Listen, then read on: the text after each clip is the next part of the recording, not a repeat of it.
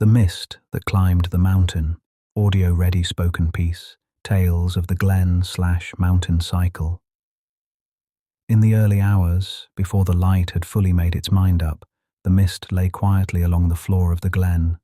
Not thick, not thin, simply there. It rested low, pooled between the folds of the land as water once did and would again. The river moved through it unseen, though its voice carried clearly, a steady sound from something that did not concern itself with visibility. The mountain stood above it, unchanged, unaffected. Mist, like shadow, was not something the mountain resisted. It was only something that passed. As the morning widened, the mist began its slow ascent, not rising in a rush, not lifting like smoke, but loosening, gently, almost reluctantly, from the grasses, from the stones, from the quiet bends of the river. Edges returned first, the darker lines of rock, the softer tones of heather, the faint divisions where water had worn its long memory into the land. Creatures noticed long before people ever would have. A hare shifted higher along the slope. Small birds moved between branches now visible. The red deer, already awake, watched without interest. Nothing unusual was happening. This was simply how the glen breathed. By the middle hours of the day, the mist had reached the lower ribs of the mountain. There, it lingered, not trapped, only delayed.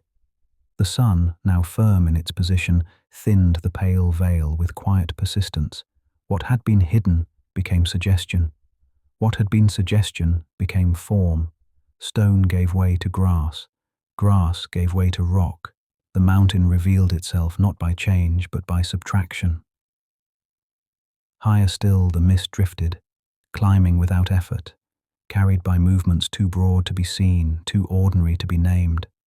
The sounds of the glen shifted with it. Water sharpened. Wind found new paths through exposed gullies. The call of an eagle travelled further now, unbroken by the dampened air of morning. Below, life continued without ceremony. Above, nothing waited. By late day, the mist had reached the upper reaches of the mountain. There it thinned again. There it lost its shape. What had once gathered now scattered, dissolving into brightness so complete it left no trace of its passing. No boundary, no residue, only clarity where softness had been. And as evening approached, the mountain remained what it had always been, not revealed, not concealed, simply present. For the mist had not climbed to uncover anything. It had only moved, as it always had, through a landscape that required nothing from it.